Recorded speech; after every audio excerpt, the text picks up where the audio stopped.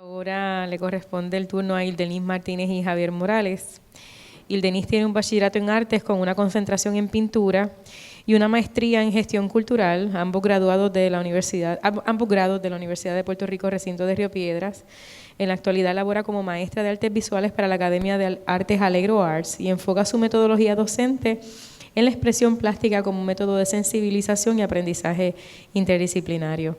Fue fundadora del taller Atelier Acuarela y coordinadora de los proyectos Sibari y Batuyen en la Organización de Jóvenes de Puerto Rico en Riesgo, así como tallerista de arte voluntaria para comunidades en República Dominicana y Haití, y tallerista de arte para comunidades en Vega Baja, Mayagüez y Carolina. Como artista ha exhibido en espacios como la Galería Guatibiri en Río Piedras, Casa Escute en Carolina, el Hostos Community College y el Puente en Nueva York, y La Respuesta en Santurce. El pasado año participó del Encuentro de Educación Alternativa, Creativa, Rebelde y Disidente en Cochabamba, Bolivia. Javier Morales, por su parte, es estudiante del programa doctoral en Estudios Hispánicos del Recinto de Río Piedras de la Universidad de Puerto Rico, graduado de una maestría en Divinidad del Seminario Evangélico de Puerto Rico, tiene un bachiller en Teología Pastoral de la Universidad de Bolivia y un bachiller en Teología Apologética del Seminario Teológico de Baja California en México, institución en la que fungió como profesor de griego, ética y sociología. En la actualidad trabaja como asistente de investigación bajo la tutela de la doctora Nivia Lourdes Hernández. Adelante, Javier Ildenis.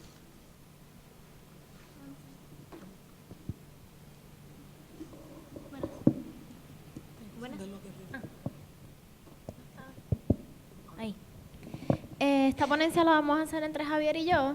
Javier va a hacer la primera parte en la que él va a estar explicando un concepto teórico que es lo abyecto o la abyección, y luego yo voy a explicar un poco cómo se puede ver lo abyecto en las artes plásticas en Puerto Rico. Buenas tardes a todos. Primero que nada, déjenme tomar 3 segundos, no literal, por favor. Yo nací en Brasil, me criaron en Bolivia, viví mucho tiempo en México y desde el 2008 vivo en Puerto Rico. Por lo tanto, todo lo que voy a decir tiene que ver, con una opinión reflexiva, 2, tiene que ver con una opinión desde la marginalidad fronteriza que implican esta existencia, por así llamarlo. Okay. Desde esta perspectiva, quiero comenzar diciendo que valga la redundancia, lo que voy a decir tiene que ver más con una opinión, como decía Nicole, ¿verdad? Tiene que ver con una opinión y con una manera de ver y sentir una cultura determinada. Esta ponencia, lo abyecto y la identidad en las artes plásticas, toca realmente muchos elementos. Sin embargo, hemos querido centralizar la discusión sobre la manera en que en este momento, en esta posmodernidad, como han llamado, en esta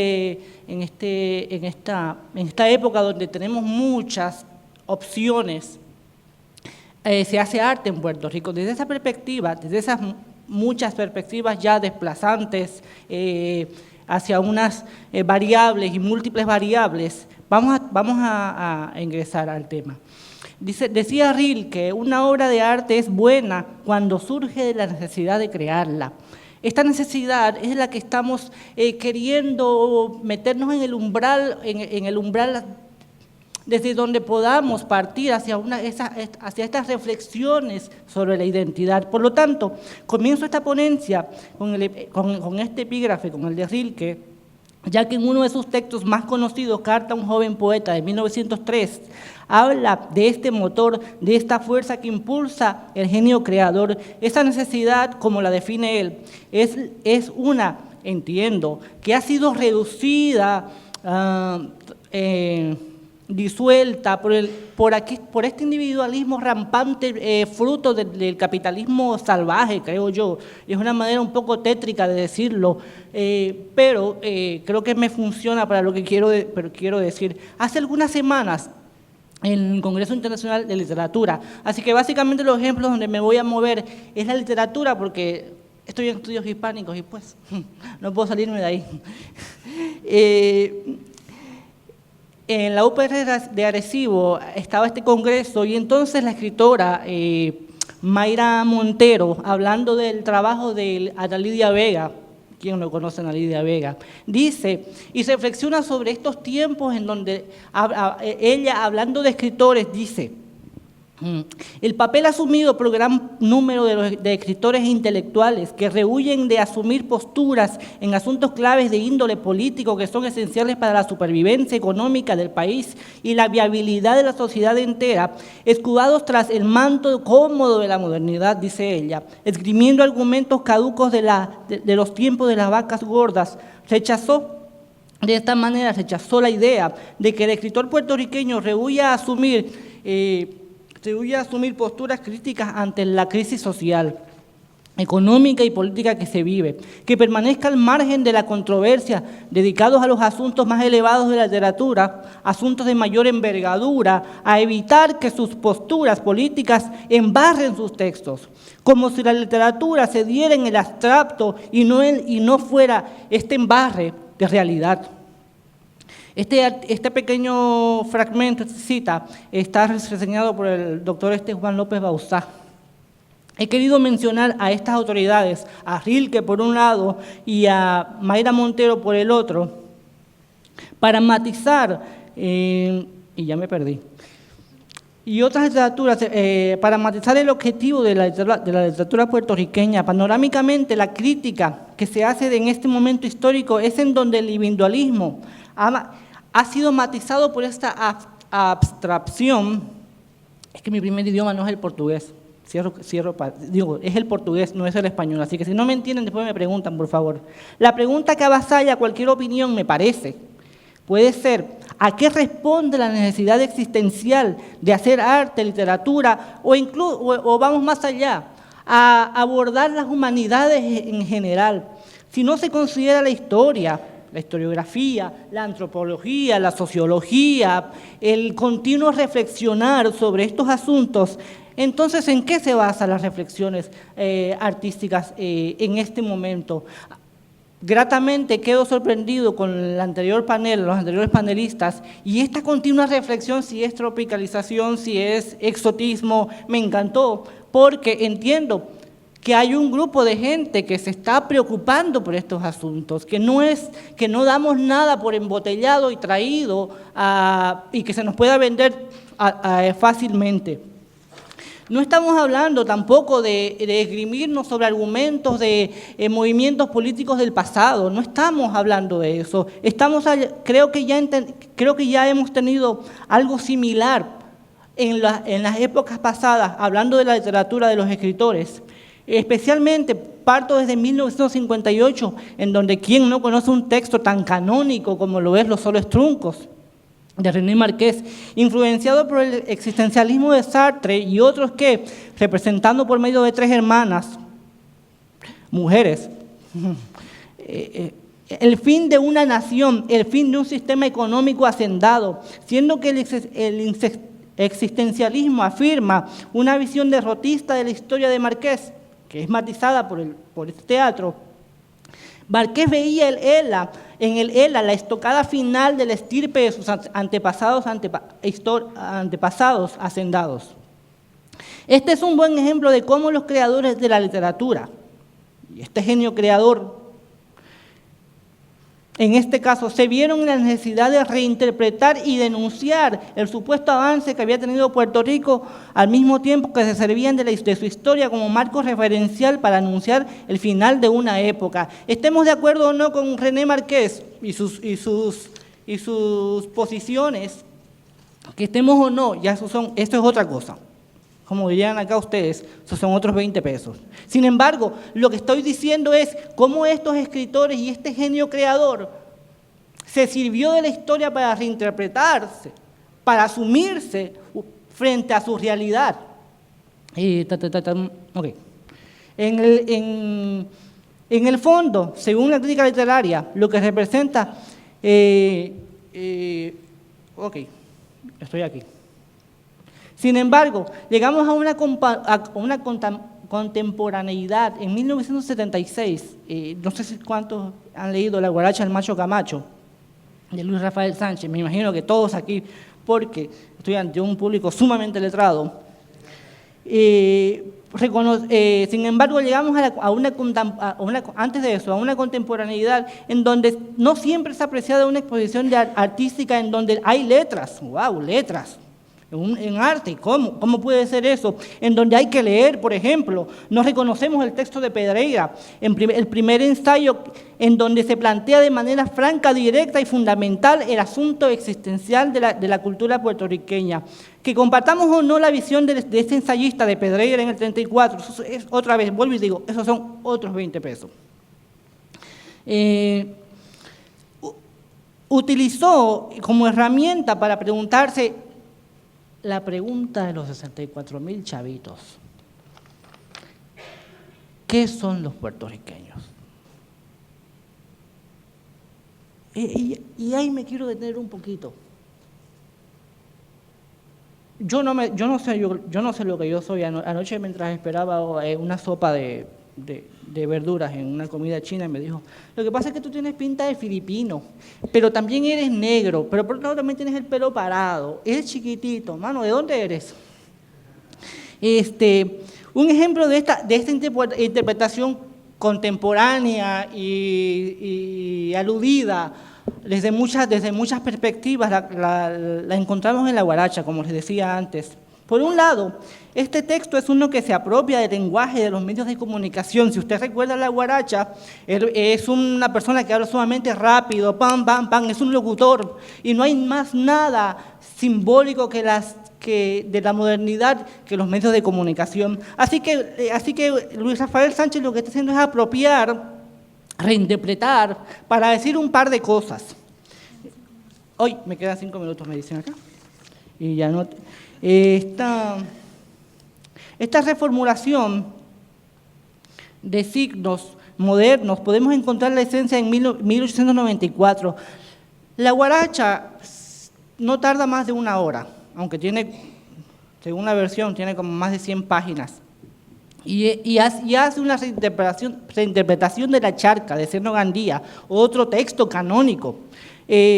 Texto que desde el naturalismo de Serno Gandía y Émile Zola, el novelista francés, que parte del método de gobernar, el método científico aplicado a la literatura, en donde trata de exponer la belleza del paisaje versus la condición de la sociedad que vive en este paisaje. Okay. Pues bien, me parece, partiendo de los planteamientos de Luis Felipe Díaz, que la guaracha del Macho Camacho se interpreta la charca. En la charca hay un espacio cósmico estancado, pestilente, en donde el ser humano en general y mucho menos la mujer no pueden tener redención. De la misma manera, en 1936, la guaracha se sirve de la voz del locutor y de un receptor en medio del tapón de las 5 de la tarde. Este estancamiento, el tapón, la charca moderna, sirve de metaforización crítica que denuncia el poco avance que había tenido Puerto Rico desde 1952, la Constitución de Ley, la operación Manos a la Obra, vamos todos a industrializar Puerto Rico. Ante todo, me parece clave un personaje, el nene. El nene es una construcción de un niño que tiene hidrocefalia. Esta otra vez la metabolización del ser puertorriqueño como alguien enfermo, como alguien que, el nene no habla, el nene está enfermo y finalmente fallece atropellado por otro símbolo de la modernidad, el carro. Basta este pequeño repaso, tengo muchas más cosas que decir. Ya voy. Este pequeño repaso baste para decir que en la época de Sánchez, por ejemplo, habían pasado la Segunda Guerra Mundial, había muerto Luther King en el 68, creo que ya estaban en la Guerra Fría, podemos citar muchas otras cosas, pero estaban pasando cosas, y entonces Luis Rafael Sánchez se pone, como muchos de nosotros, creo yo, ante un panorama incierto para reinterpretar y para decir algo sobre su cultura. No es lo que propone este trabajo, de Michelle y yo, es que nos planteemos esa cuestión desde una perspectiva que superemos muchas veces la crítica de que hemos sido colonizados, que es cierto, que hemos sido violentados, es cierto, que se nos mataron a nuestros indios, que es cierto, pero que también hay que superarnos y alejarnos un poquito de la victimización esta, que también es parte de cuando nos victimizamos demasiado, creo yo, es parte de esta mente colonizada que no nos permite ver más allá y superarnos un poquito más para comenzar a pensar en posibles reflexiones acerca de la identidad, entendiendo la identidad como muchas, en términos rizomáticos, como diría Gayatri. Exacto. ¿Ves lo que digo? Tengo un público demasiado culto.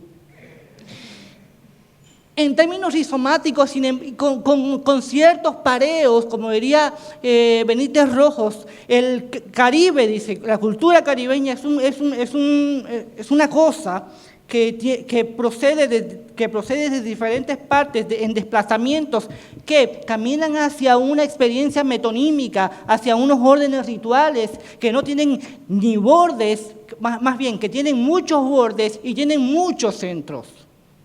Desde esa perspectiva no es solamente una cultura que creó, y ahí está el planteamiento del asunto. No es un texto, no constituyen en signos textuales que solamente distribuyen su realidad, sino que proceden a violentar y a subvertir las imposiciones que se tienen. Hace un momento me dolió, créeme, cuando la profesora, una de las exponentes pasada, dijo, es que yo vivo en una sociedad impuesta. Mi existencia, créanme que me dolió. Allá estaba sentado y me tocó mucho eso, porque el texto, cualquier comida, cualquier texto entendido como un todo, es uno que sufre, y en el Caribe, creo yo, es uno que sufre constantes desplazamientos.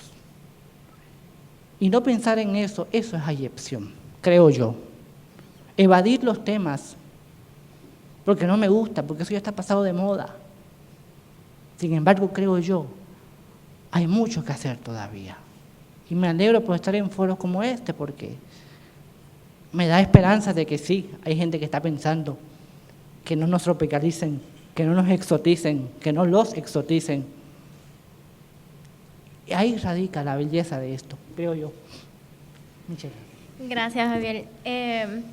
Mientras yo cursaba el bachillerato de Artes Plásticas en la Universidad de Río Piedras, varias veces vi en los cursos de pintura cómo se daban ciertas críticas al llamado arte identitario sobre lo pasado de moda que estaban. Cuando digo arte identitario me refiero al paisaje puertorriqueño, a alguna realidad de identidad puertorriqueña, pinturas que aludían a la realidad de la identidad puertorriqueña o a la situación política colonial. Yo casualmente me identificaba con esos temas, no necesariamente con el paisajismo, pero sí con la pintura de realismo social y crítica social. Más adelante me pongo a preguntarme por qué existía esa negatividad ante este tipo de temáticas en las artes. La crítica más general era que eso se había pasado de moda, que ya estábamos en otro momento, que ya eran otros los cuestionamientos, que ya la cuestión de la identidad ya es como que too much, ya lo hemos superado ya. Pero realmente leyendo y observando he visto que realmente todavía tenemos un problema de identidad.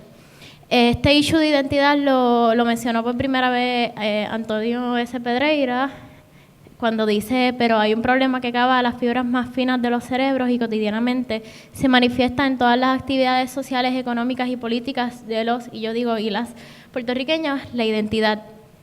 En adelante han sido muchos y muchas los artistas que han tocado el tema, y me atrevo a decir que en mi generación ha sido un tema generalmente obviado. Cristina Collado Torres comenta sobre el choque cultural de la invasión estadounidense y sus consecuencias. En aquel momento fueron los artistas, literatos, músicos y pintores los que asumieron un rol de comunicadores en los movimientos de resistencia contra tal agresión. Estos tenían la intención de cultivar una expresión afirmativa de lo criollo y de la personalidad puertorriqueña, conciliando la estética con el discurso político. En el ensayo Arte Puerto Rico de principios del siglo XX de J.A. Martineau, en el libro de Puerto Rico, Arte e Identidad, explica que mientras que en el resto del mundo florecían los movimientos de vanguardia, como el impresionismo, el cubismo, el dadaísmo, etcétera, en Puerto Rico los pintores pintaban casitas jíbaras, estampas puertorriqueñas, montañas, etcétera. Refiriéndose a su pintura, Ramón Frade, el pintor que hizo esta pintura, decía, es cosa mía, algo de mi corazón puertorriqueño. Y como todo lo puertorriqueño se lo está llevando el viento, en mi deseo de perpetuarlo, lo pinto. Es importante señalar que con todo y sus buenas intenciones, las intenciones del arte de principios del siglo XX, estas pinturas puertorriqueñas no eran rechazadas por el imperio, por lo que políticamente no eran retantes. Sin embargo, los artistas sumergidos dentro de las corrientes modernistas, como lo fueron estos artistas que están aquí, Julio Martínez y Narciso Daval, según Torres Martineau, solo lograban tener éxito en la élite intelectual, intuyendo que dichas corrientes en el ámbito popular aumentaban la confusión reinante, ¿verdad?, que había en el país sobre nuestra identidad. Ante esta realidad, yo le encuentro razón de ser a esa anticuada y retraída forma de pintar jibarista, pues se estaban planteando no única y escuetamente una cuestión política ni menos estética, sino la sobrevivencia misma de la puertorriqueñidad. Podemos ver cómo esta generación de pintores tuvieron un norte común, un fin común, una propuesta organizada o un statement general como excusa para crear su arte. Ellos tenían clara la necesidad de su arte. Podríamos decir que su arte obedecía al pensamiento citado por Javier: una obra de arte es buena cuando surge de la necesidad de crearla. Desde ese entonces en Puerto Rico ha pasado por una serie de...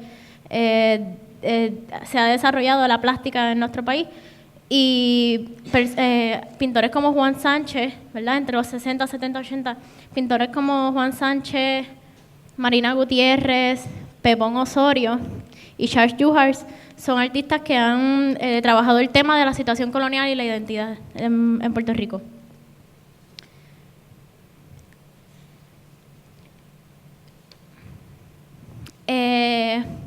De ahí mi pregunta, ¿verdad?, actualmente es: ¿cuál es la necesidad de nuestro arte hoy? ¿Para qué estamos nosotros aquí haciendo arte hoy?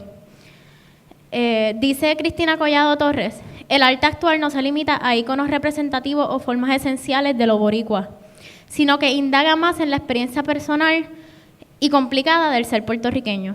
El problema de identidad siempre estará presente, pero su búsqueda es tan difícil y agobiante que muchos la han condenado como inútil. Pienso yo que es ahí que yace el abyecto de nuestro quehacer artístico. En la abyección, o sea, la expulsión, la eliminación o la negación de un trabajo que apele a la identidad nacional colectiva. Porque, como nos comenta Cristina Collado, es difícil y agobiante. Y entonces nos hemos enfocado en un trabajo un poco más individual. Cuando digo nacionalismo, cuando yo estoy hablando por ahí, digo nacionalismo, no me refiero al movimiento político nacionalista, sino que me refiero al sentido de pertenecer a alguna nación, cualquiera que sea esta, en nuestro caso Puerto Rico.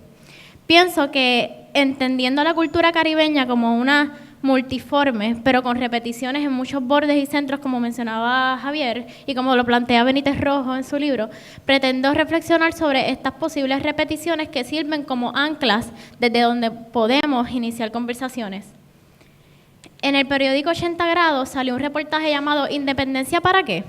En este, Rubén Colón Morales, el autor, nos dice: no creo reivindicar nuestro derecho a la independencia como un asunto primordialmente de naturaleza nacional cultural.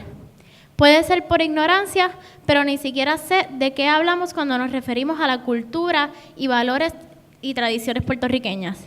Esta última oración se suma a otras opiniones que he escuchado entre compañeros de la no cultura puertorriqueña.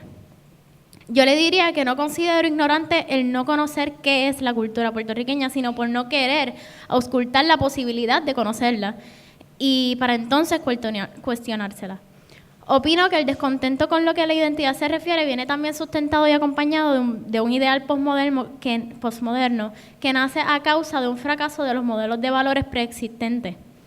Este fracaso determina una nueva mirada de talla individualista en los asuntos que competen a la sociedad. A lo que yo me pregunto, ¿no tenemos suficiente individualismo en la sociedad en que vivimos? ¿No vivimos ya en una cotidianidad llena de violencia proveniente del coraje generalizado, un malestar latente y persistente que se alimenta de estar mejor que el otro? ¿No será el otro un reflejo de nosotros mismos y de nuestros propios problemas de identidad colectivos y personales e individuales? Yo canalizo, ¿verdad?, este coraje a través de mi pintura y posiblemente eso es lo que hacían los pintores puertorriqueños del principio del siglo XX. Mi ponencia pretende ser un llamado y un estímulo a mirar desde dónde estamos haciendo arte. Desde una mirada meramente existencialista del ser individual o desde una que combine reflexiones que impliquen nuestra individualidad desde nuestro ser colectivo. Creo que hay unos valores propios de nuestra historia que podemos aún resaltar y reinterpretar dejando de un lado la mirada derrotista con la cual nos hemos empeñado en mirar nuestra historia. Aclaro que no hay una sola manera de abordar el tema, pues existe una gama amplia de posibilidades y de estilos que nos sirven como lenguaje. Yo estuve leyendo una noticia sobre la apertura de una exposición en Chicago que se llamaba Caliban, en la que en el principio de la noticia decía: el arte contemporáneo puertorriqueño sigue alzando vuelo fuera del país. Y yo me pregunté, ¿qué es arte contemporáneo puertorriqueño? Thank you. Y continúa diciendo, con la apertura de la exhibición Caliban que abre hoy en el National Museum of Puerto Rican Arts and Cultures. Y yo dije, o sea que hay un Museum of Puerto Rican Arts and Cultures en Chicago. ¿Será que entonces los boricuas de la diáspora son los que están un poco dialogando sobre qué es la puertorriqueñidad y la cultura puertorriqueña? ¿Y por qué entonces los boricuas de la isla hemos estado tanto ignorando o abyectándonos del tema de la identidad? Para avanzar un poquito, entendemos que hay unas características que se repiten y que pueden llamarse como cultura puertorriqueña.